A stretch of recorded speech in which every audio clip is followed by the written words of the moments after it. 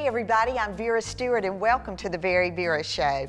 You know, it's been a wonderful few months with fresh peaches, and I had to take this opportunity before it's all said and done to get some recipes on the show today that use fresh peaches. You know, we're so fortunate in this area to be able to utilize fresh peaches in our recipes, and I didn't know whether you ever used them for anything other than cutting up in a fruit bowl or maybe making that wonderful peach cobbler dessert that we're noted for in the South. So today I'm going to share with you 3 wonderful recipes that take you from breakfast all the way to the dessert with a wonderful sandwich in between. So let's get started. We're going to start with a wonderful French toast that's using fresh peaches, marzipan cheese, which everybody loves. And this is a great idea, not only for this time of the year, but at the end of the show today, I'm going to show you how to freeze those fresh peaches while they're available. And so in the middle of the holiday season, you can pull out something wonderful that's reminiscent of our area and share a really great breakfast item with your friends and family. So what we're going to do first is make the mixture that the French toast sits in to get it nice and soggy and wonderful before you put it in the pan. So instead of mixing up in a bowl and then having one more dish to watch, we're going to actually put it into the container that we're going to do the preparation from. So I've got a half a cup of whole milk, a half a cup of heavy cream, 2 large eggs,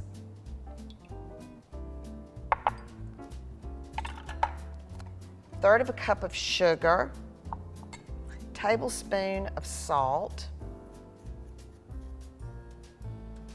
I've got cinnamon and nutmeg and vanilla, all those wonderful things that make you think of French toast. And I'm just going to whisk this together in this shallow pan because that's going to make it a lot easier to flip that bread around.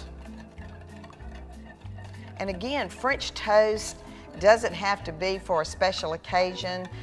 You could make some of this ahead and have it ready in the refrigerator, and all you would have to do at the last minute is put it in that griddle. All right, so I've got that nice and mixed together. Now for the good part. We're going to spread the bread, and this is actually an English muffin bread. So it's a little bit thicker, kind of hearty, and it's going to hold its shape really well when we're making the French toast. So I'm going to put a generous tablespoon of the marzipan cheese. And then earlier I cut up some peaches, and as you can see, I took the skin off very quickly. I actually like my peaches to be a little bit more on the firm side, so I generally tend to go that route instead of one that's already really ripe for this recipe. So I'm going to put the peaches right in the middle, and then I'll top with the other slice that has the marzipan. Okay, and now I'm ready to dip it into this wonderful egg and nutmeg and milk and cream mixture. So just let it move around just a little bit, then I'm going to flip it over, get the other side good and coated, and now I'm ready to put it into this hot skillet. Ooh, nice and sizzling. And again, I love to use the pan that I cooked the bacon in because it just makes a wonderful flavor to go with this. So let's do another piece, get ready with the cheese while that one is starting to cook.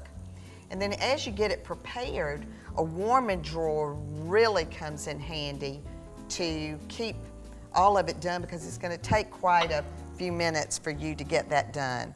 So when we come back from the break, I'm going to keep working on these sandwiches, and then we're going to put together something with some delicious peach chutney, a grilled cheese with a twist. So come back with me in just a few minutes.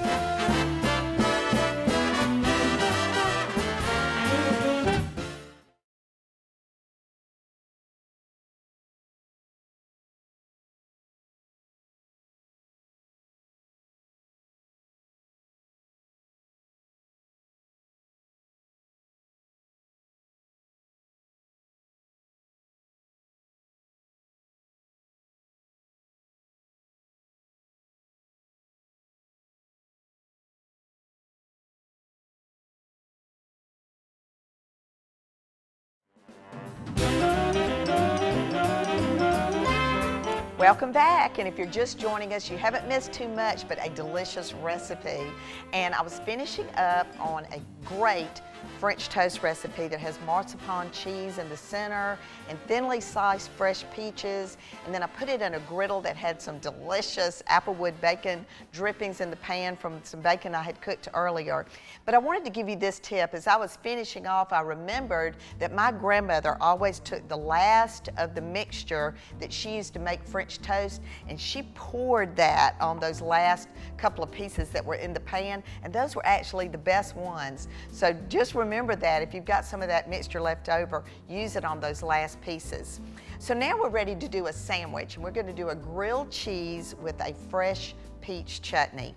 And chutney is more or less like a relish or a side accompaniment. In this particular recipe, it's going to become part of the sandwich. But if you're doing a pork tenderloin or a fried pork chop, that would be a wonderful side to that, to either one of those. So keep that in mind with this recipe. It lasts in the refrigerator for quite a while. So I peeled the peaches very quickly with a sharp knife, and I like the peaches that I use for this recipe and any recipe to be a little bit on the firmer side. So using a sharp knife is important, so just be careful when you're doing that. So I got the peaches chopped up, and then when it was time to make the chutney, I have a list of ingredients of things that went into that. It uses the peaches that I chopped up, a yellow onion chopped, 1/3 cup of raisins, a 3/4 cup of red wine vinegar, a tablespoon of honey, and I use local honey, 1/4 teaspoon of pepper, a 1/2 teaspoon of sea salt, 1/4 teaspoon of red chili flakes so it has a little bit of a kick to it, a tablespoon of lemon zest, and 2 tablespoons of fresh lemon juice that I squeezed from that very lemon. So you cook that down for about 20 minutes, and as it cooks down, you know, you want to keep it rumbling in the pan so that that liquid will evaporate. Stir it from time to time, and after about the 20-minute mark, you're going to see a thicker consistency. At that point, you want to take it off the heat and put it down in some chilled water, ice water preferably. And then what you're going to end up with is a really nice syrupy mixture. Still has a lot of pliability to it, but it will spread really well on the sandwich or on the plate. All right, so now I'm ready to do the sandwiches, and I'm going to nicely butter the top piece of a sourdough bread. And I'm using the George Foreman tonight, so if you've got that in the closet and you haven't used it in a while, now is a perfect time to pull that out. I've got some Fontana cheese and some grated Parmesan. I'm going to mix those together and add in some freshly chopped basil, because that's another part of this recipe that makes this really unique and delicious. The basil is a wonderful spice to use with peaches. And when I picked up the basil at the fresh market, I love to use this, and the way that you can keep it fresh is to just dampen a paper towel, wrap it around the box, and then put that down in a Ziploc bag, and it's going to stay a little bit longer in your refrigerator if you do that. All right, so now we're ready to fill the sandwich with the cheese and basil mixture. And now I'm going to put about 2 or 3 spoonfuls of this chutney. And you can use a golden raisin or just the regular raisin. I use the regular raisin for this. But it even looks beautiful, could be pretty as an open face sandwich as well. So now I'm going to top it with the other piece of sourdough bread, and let's get this in the George Foreman. Put that lid down, and I'll start building the second one. So again, a little bit of butter. And this is something that you could have the sandwiches put together, and then all you have to do at the last minute is put them on the grill. So I will keep building these sandwiches because we're going to want quite a number of these. And when we come back from the break, we're gonna reinvent the peach cobbler, believe it or not. I'm sure there are a million recipes, but this one has rye flour, so it's a little different. So come back with us in just a few minutes and we'll get started on that.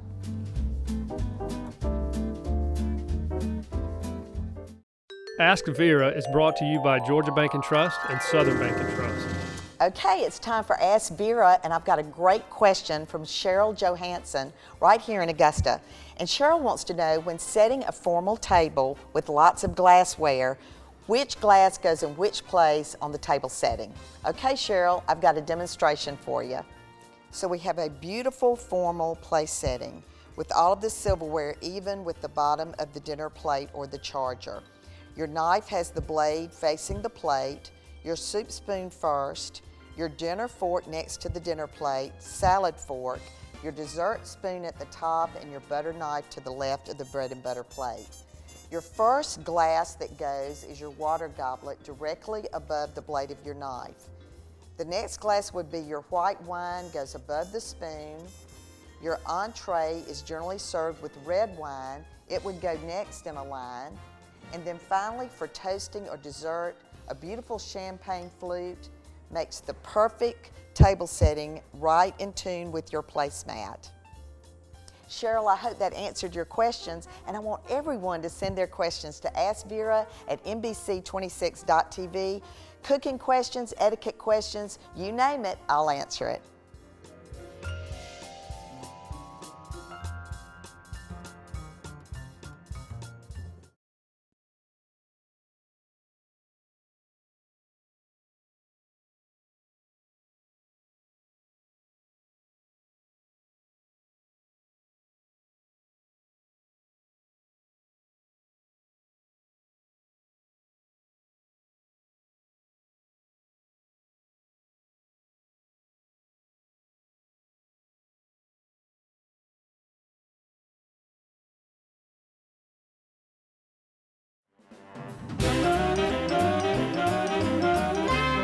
Welcome back, and you know what? That George Foreman grill and those grilled cheese sandwiches with peach chutney are going to be so wonderful. They just turned out beautifully, and I really hope that you'll try that recipe. And while I'm on the subject of recipes, I want to remind you that our recipes are available at VeryVera.com. We'll have all of the show recipes from today posted, and I want you to try these recipes and let me know what you think. So let's get started on a reinvented peach cobbler. And as I said, the key ingredient or the magic ingredient is rye flour in this recipe. So I'm going to start with some thickly sliced fresh peaches, and I'm going to add to that 1/3 cup of light brown sugar, 2 tablespoons of cornstarch, and this is what makes it kind of thicken up when you're doing it. I've got 3/4 a teaspoon of cinnamon and 1/4 a teaspoon of nutmeg. So again, all of those wonderful ingredients and aromas that we just love. So I'm just going to toss this together with the peaches, and if you'll, put a little bit of lemon juice or just maybe get these done right at the last minute, your peaches won't turn brown before you put them in. Even though they're gonna bake up a little bit, you want them to keep that vibrant peach color. All right, so now I've got a 9x9 pan, and I've also preheated my oven to 400 degrees. So I'm gonna lightly spray my pan and get all of these delicious peaches in the pan. And so you're already thinking, this doesn't look like my mama's peach cobbler recipe, and it really is a little different, but just something I hope that you'll try. All right, so I've got those evenly distributed. So now I'm ready to get started with the crumble that's going to go on top. So the crumble uses 3/4 a cup of all-purpose flour, 1/3 cup of rye flour, then we've got some sugar and kosher salt and nutmeg and some heavy cream.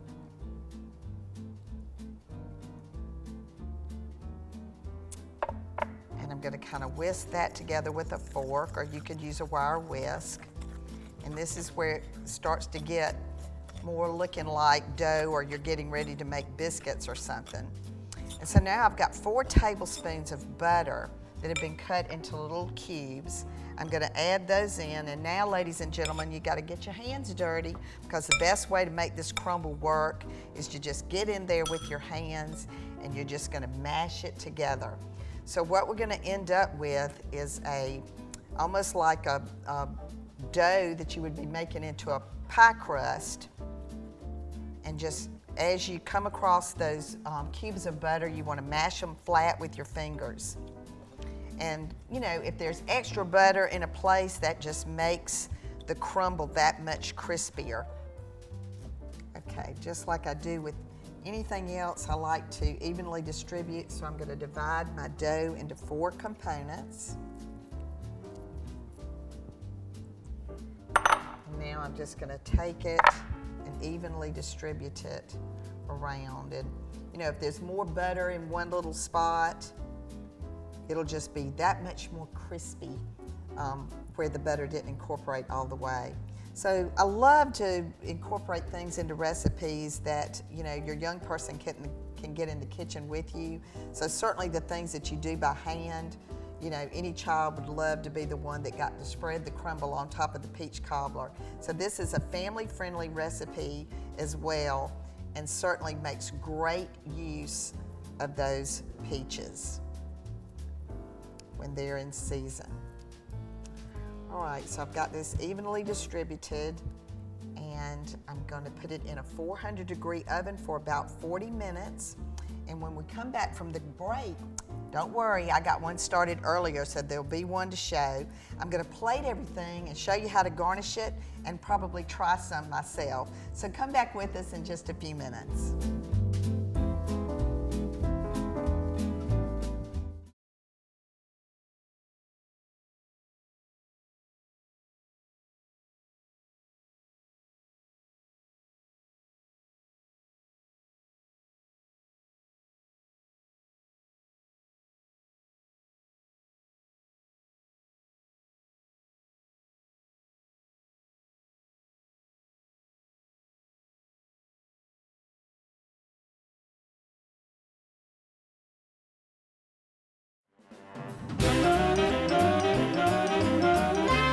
So glad you all decided to join me today, and I've had such a great time preparing these recipes with fresh peaches. And you know, it's that time of year when we're thinking they're almost gone and we won't have them for quite a while. So let's talk about freezing those fresh peaches while they're available. And you know, as I've done throughout the show, I've gotten the peaches peeled and then cut in half and gotten rid of the seed, and it's really pretty simple. Just take that knife and go all the way around the peach, and then take the knife and go back and forth, and that seed should just pop right out. And then you're just going to slice